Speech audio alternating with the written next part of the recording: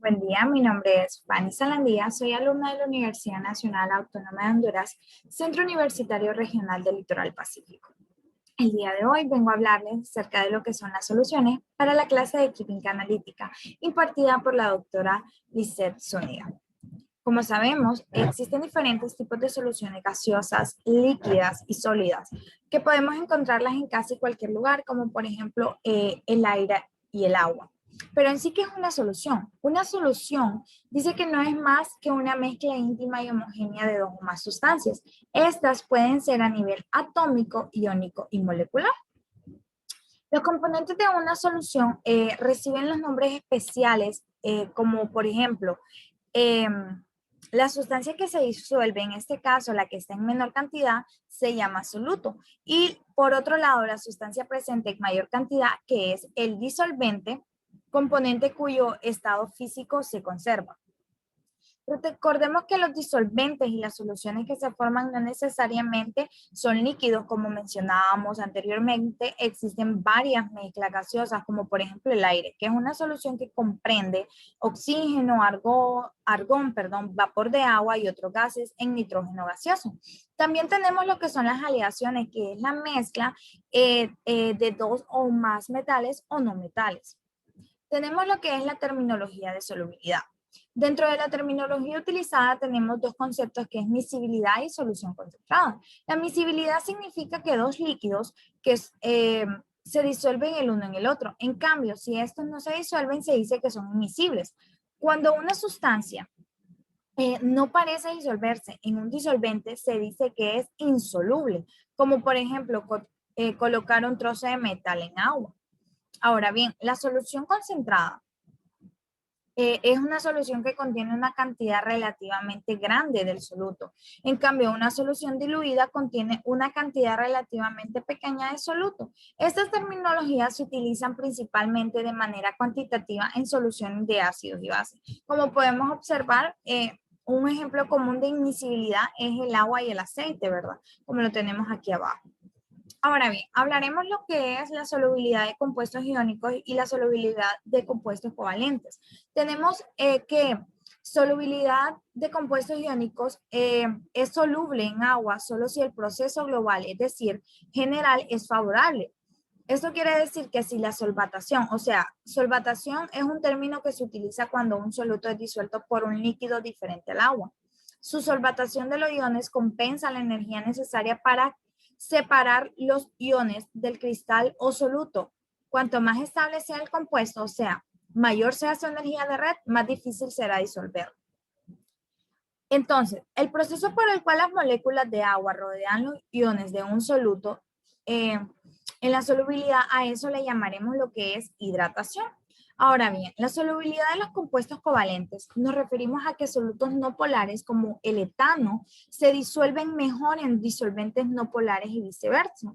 Aunque cabe resaltar que la regla anteriormente citada no es tan útil en el caso de las sustancias polares, porque particularmente dependen de la formación de los puentes de hidrógeno entre el agua y el soluto. Ahora bien, hablaremos de lo que es equilibrio. Como nosotros sabemos, la palabra equilibrio es cuando hay cantidades iguales, volúmenes iguales, ¿verdad? Así que cuando nos referimos a equilibrios de solubilidad, hablamos más que nada del límite en cantidad de soluto que se disuelve en un volumen dado de disolvente. Ahora bien, este varía según las naturalezas del soluto y del solvente. En general, la solubilidad de sólidos en líquidos aumenta con la temperatura.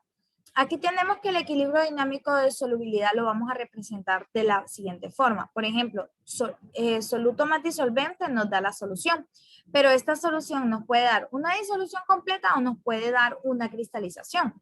En este caso, se dice que una solución a una temperatura determinada con un soluto sin disolver le denominaremos saturada.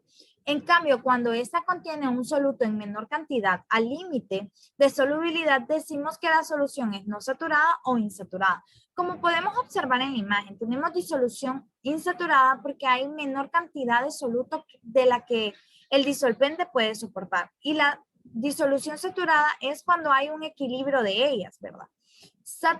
Sobresaturada, la palabra, el nombre nos lo está diciendo. Hay una cantidad mayor de soluto de la cual nuestro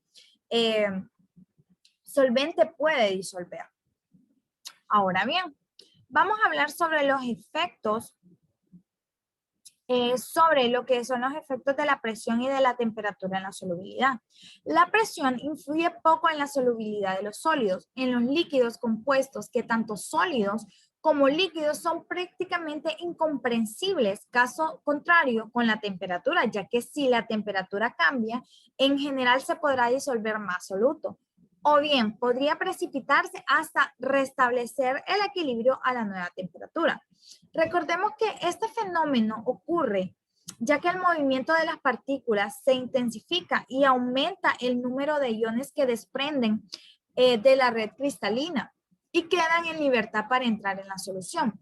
Ahora bien, se dice que una solución está sobresaturada si la solución, estando en condiciones, posee un exceso del soluto, esto respecto a la cantidad que podría contener. Ahora bien, tenemos lo que son las expresiones de la concentración en soluciones. Recordemos que nosotros definimos como concentración que esta es una medida de la cantidad de soluto que se encuentra en una cantidad específica de disolvente. Tenemos expresiones tales como molaridad, molalidad, normalidad, porcentaje peso-peso, porcentaje volumen-volumen. Aquí hablamos de la molaridad. Es una forma de expresar la concentración de solución y esta se abrevia con una M mayúscula y se entiende como, vamos a entender la molaridad como el número de moles del soluto disueltos en un litro de solución. Su fórmula es molaridad igual a moles de soluto entre litros de solución. Ahora bien, porcentaje en volumen dice que se utiliza cuando tanto el soluto como el disolvente son líquidos. Se expresa matemáticamente de la siguiente forma. Porcentaje en volumen es igual a volumen del soluto entre volumen total de la solución multiplicado por 100, perdón. El porcentaje de masa se emplea más a menudo en el caso de sólidos disueltos en líquido y se abrevia con la porcentaje peso-peso, significando peso-peso y se define matemáticamente de la siguiente forma. Porcentaje en masa es igual a masa del soluto entre la masa total de la solución por 100. Ahora bien, si la masa se expresa en gramos, la definición se escribe que porcentaje en masa es igual a gramos del soluto entre los gramos del soluto más los gramos del disolvente por 100. Ahora hablaremos de lo que son las concentraciones de soluciones muy diluidas. Este tipo de concentración se puede expresar en partes por millón o incluso en partes por billón. Para convertir las partes a partes por billón, se aplica una relación de que una parte por millón es igual a 1000 partes por billón. En soluciones acuosas, o sea, en las soluciones que se utiliza el agua, decimos que una parte por millón es igual a 1 miligramo sobre litro y una parte por billón es igual a 1 microgramo sobre litro. Ahora bien, tenemos lo que son las preparaciones de soluciones por dilución. En los cálculos de diluciones se pueden emplear cualesquiera unidades de volumen entre volumen 1 y volumen 2 y cualesquiera unidades de concentración, como por ejemplo concentración 1 y concentración 2. Pero no se debe cambiar de unidades durante los cálculos. Tenemos que la fórmula de volumen 1 por concentración 1 es igual a volumen 2 por concentración 2. Ahora hablaremos de lo que son las propiedades coligativas de las soluciones. La medida en que los solutos influyen en los puntos de congelación y de ebullición se relaciona con el número de partículas de soluto en la solución, es decir, a mayor concentración de partículas de soluto, mayor es este efecto de congelación y de ebullición. Es el caso de algunos aditivos que utilizamos en los automóviles. Ahora bien, tenemos los coloides. Los coloides o dispersiones coloidales son un tipo de solución heterogénea que se definen por el tamaño de las partículas que las forman. Las partículas de tamaño intermedio entre soluciones verdaderas y las suspensiones, esos forman los coloides. Ahora bien, los coloides los podemos visualizar y los encontramos gracias al efecto Tyndall. Es un efecto que consiste en el fenómeno físico que causa que las partículas del coloide sean visibles al dispersar la luz. Algunos ejemplos podríamos decirnos que cuando se dispersa un sólido en un gas, vemos lo que es el humo. Cuando se dispersa un líquido en un gas, lo que es la niebla, y cuando se dispersa un gas en un líquido, podemos observar lo que es la espuma. Ahora bien, hablaremos de lo que es la osmosis y la diálisis. Llamamos osmosis al paso de las moléculas de disolvente a través de una membrana semipermeable, como lo podemos observar en la imagen.